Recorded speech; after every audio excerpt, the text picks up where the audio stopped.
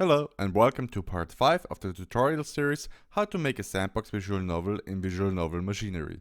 In this video we'll be looking into adding character visuals, image layering, CGs and the CG gallery system.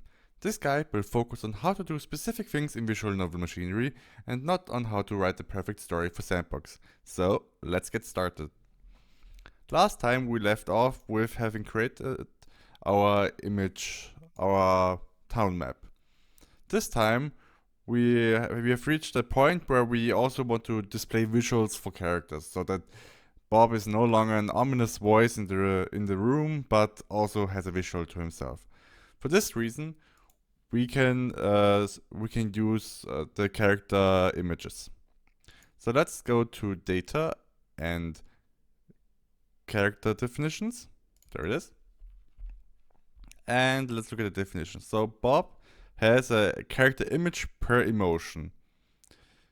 This bit is important because if we add an item, for example, we have to specify an ID here. This is the ominous emotion ID. Let's call it idle. Now, if we now go back to actually let's go to scene 1. And as you can see, we had the emotion field here in the dialog text.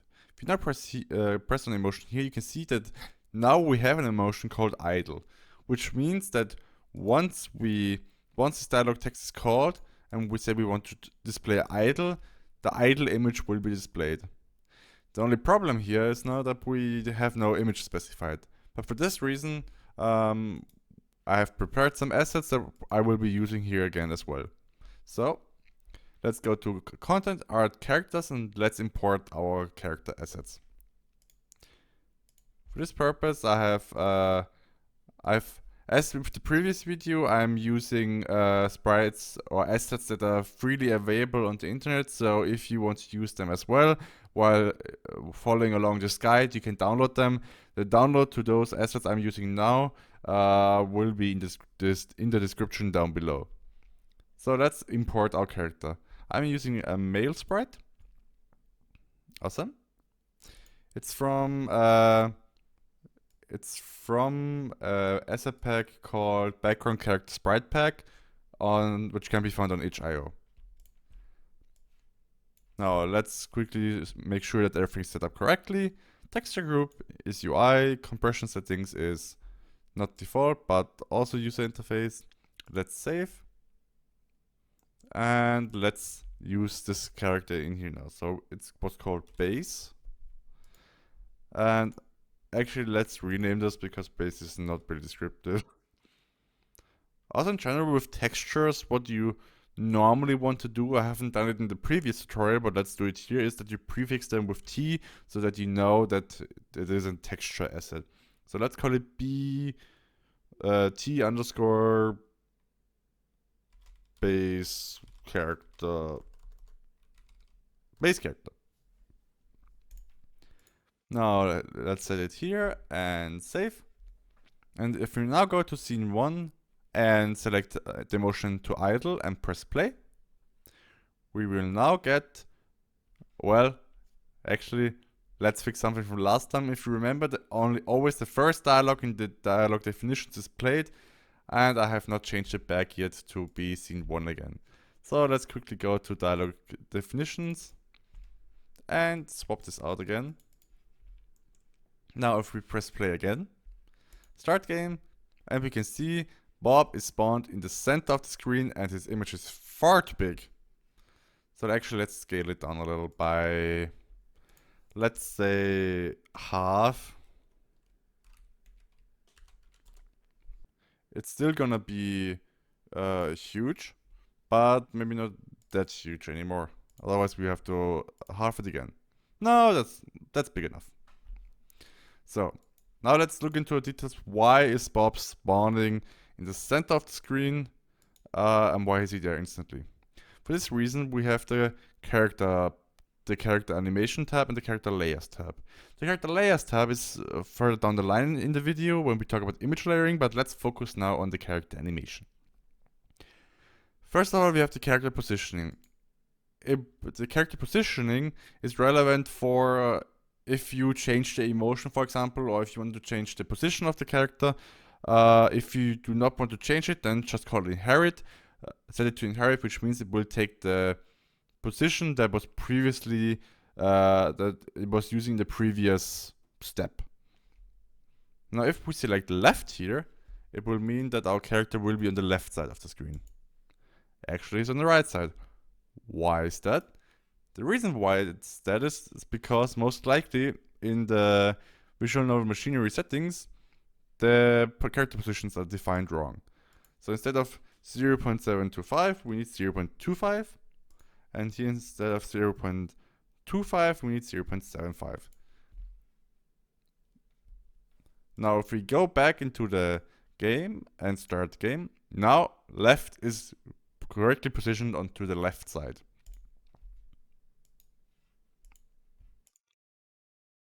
Now, we maybe do not want to have the Bob shown instantly, but maybe we want to have him fade in. For this reason, same with scene backgrounds in the last tutorial, we have a transition event. So we can use fade. Also, same as before, we do not have to wait for it to finish, but in our case we want to wait for it to finish. So let's just say start game, and we see Bob is fading in and the text starts. Maybe you do not want to always show a character with using the dialog text node, but maybe you want to do it separately. For this reason, we also have a character show node.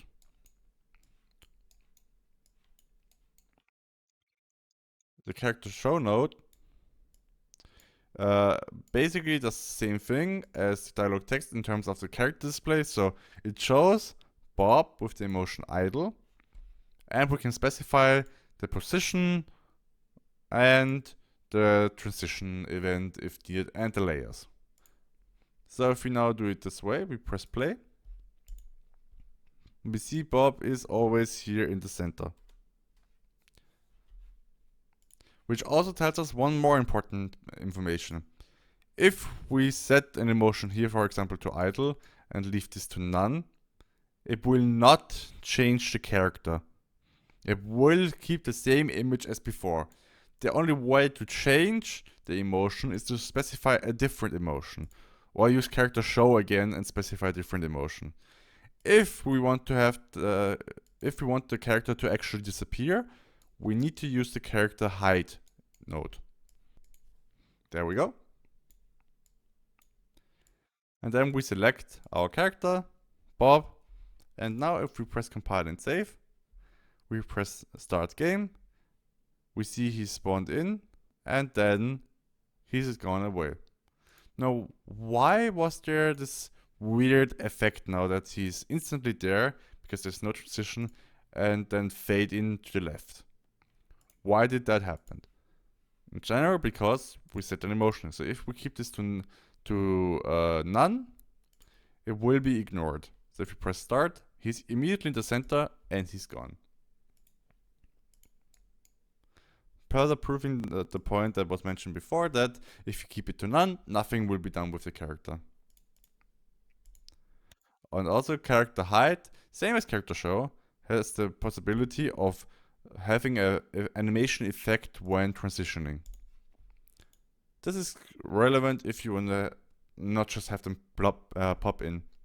If you want to modify those animations, you can do that as well, but we will look into that further down the line when we do UI customizations, because the animations are basically widget animations, so you have to modify them in the actual widgets. Alright. Then let's move on. Now that we are able to show our character, we might also want to be able to give him some layers, maybe some eyebrows or things like that. For this now we can use the layers that the asset pack is providing us. So let's use the neutral eyebrows. And let's use the mouth talk. Same as last time, let's use the bulk edit property matrix and set the compression settings to user interface 2D. And the level of detail again to texture group, UI, and save. Now let's navigate back to our character definitions. In here we can now specify image layers. So what is an image layer? An image layer is something that's put on top of the image that's chosen in the emotion. So if we say we select the emotion idle, this idle emotion basically could use some additional layers for eyes or for eyebrows or for sweat, for example. And this is what we can control with the image layers.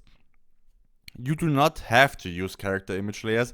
It's just a different way for you to work with assets. Some visual novels use it. Some just have an image already predefined with all the layers already on top of it. It's just your personal preference.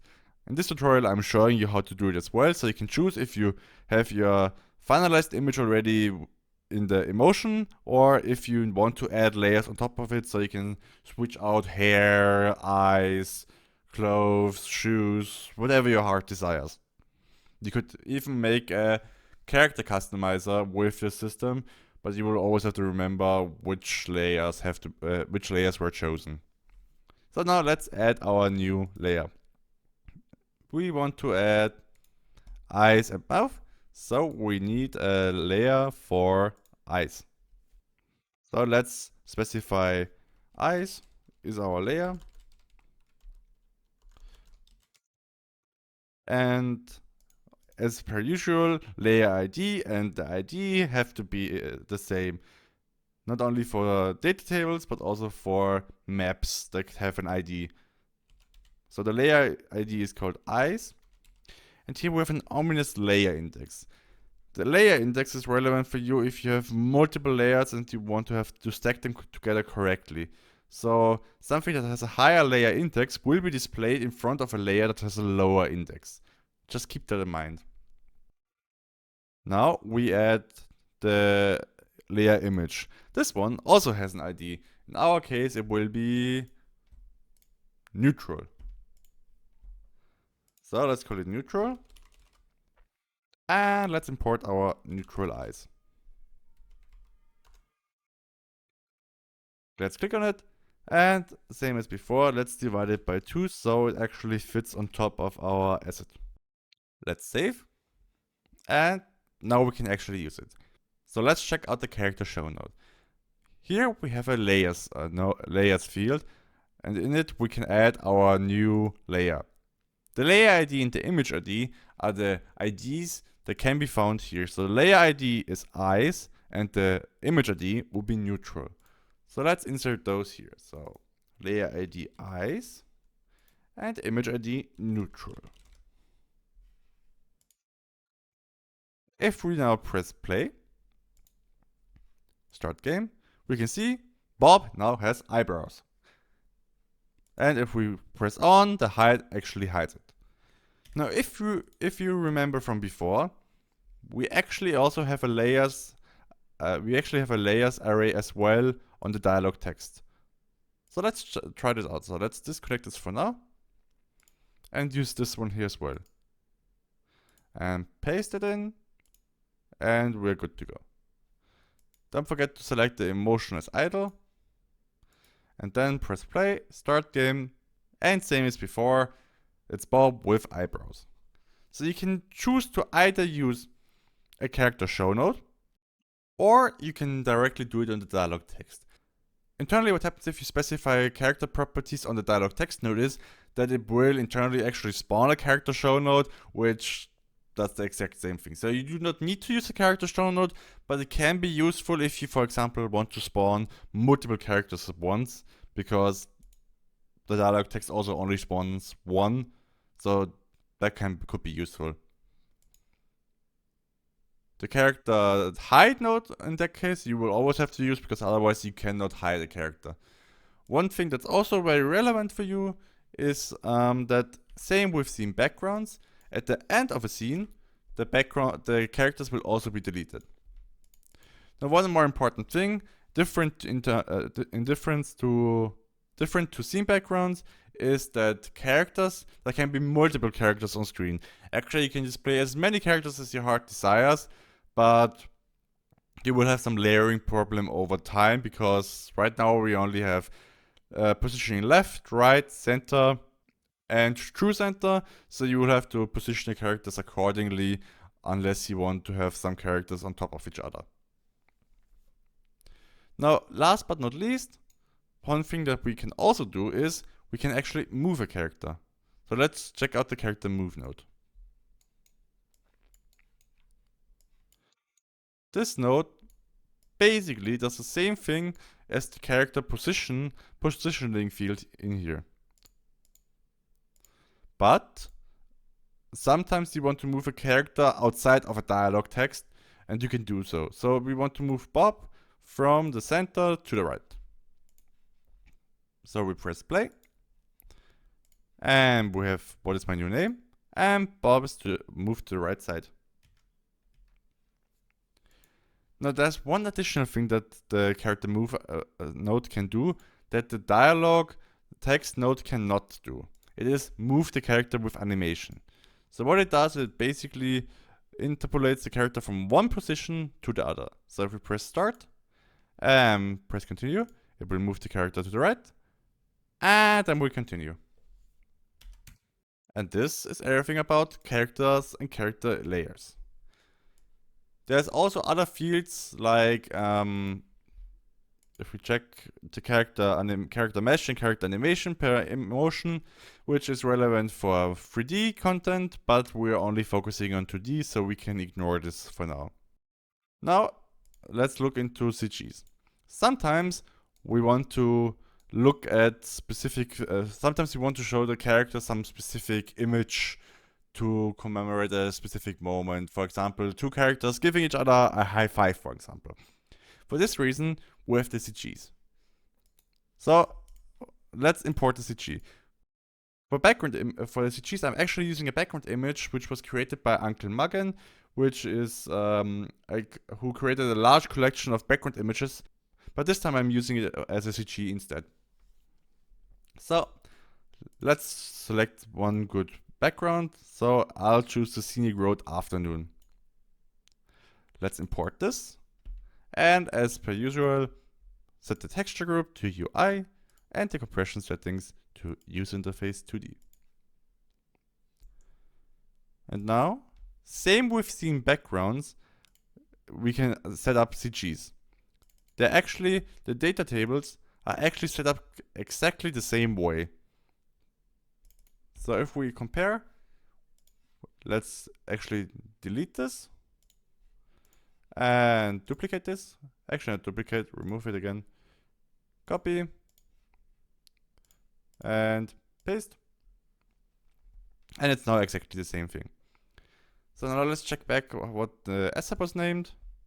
So CGs, scenic road afternoon. So let's select that. Scenic road afternoon. And the color is set up correctly. And you can see basically same thing. Now, one thing that we should not forget is to set the dialog image ID, which has to, as always, be the same as the row name. So let's call this scenic road and put it in here as well. Save, and now we can go back to our DC1. Now one thing that you have to understand is that CGs are always displayed in front of scene backgrounds. But that's one important thing to note is CGs will always be behind, in terms of layering, behind the choices and the dialog text box. So you can have a scene background, and then for special moments you display a CG, which is displayed in front of the scene background. You could also use a CG, for example, to display a specific item, because as with, for example, the image choice widget that we made in the previous widget, if there is transparency in it, you will see the layer behind it, which can be useful. So now let's add a CG. In this case, let's just stay in scene 1 and use the CG show node. Let's move it to the front and connect it up. And then, as per usual, we find our new item in the dropdown for CG ID. Same with scene background and same as with the character, we can specify a transition event in the details panel. So we could, for example, specify a fade or dissolve, whatever your heart desires. Now if we press play and start game, instantly our CG is visible. Now we can actually try this out. So let's add a new scene background. Let's call it background for now.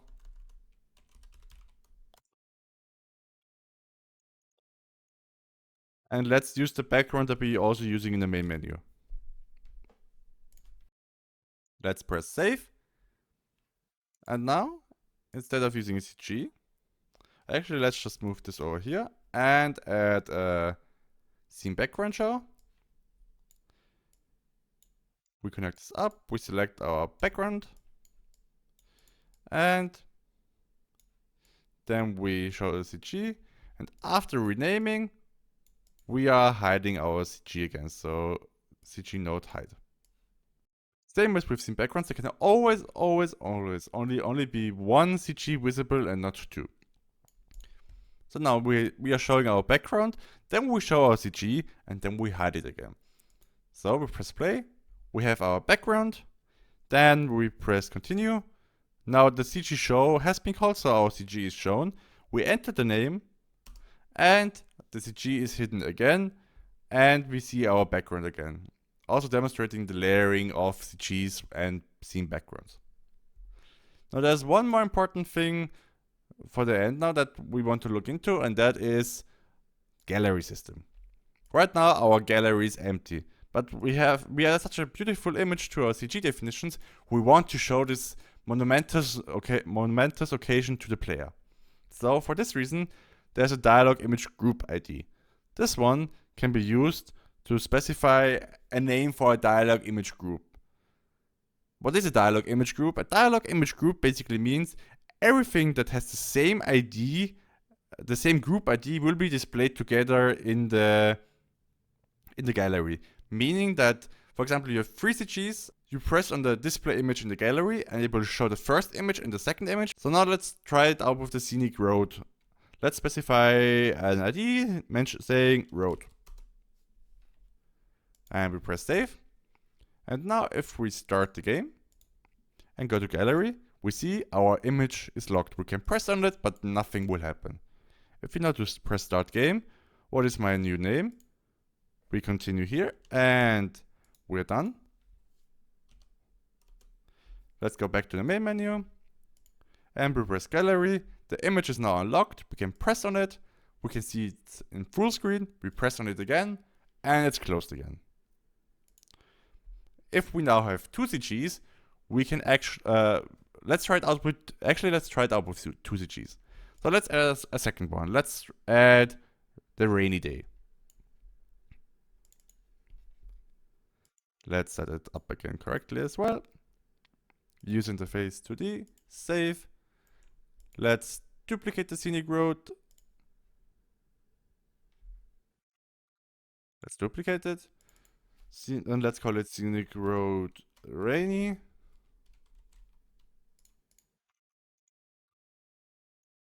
And save.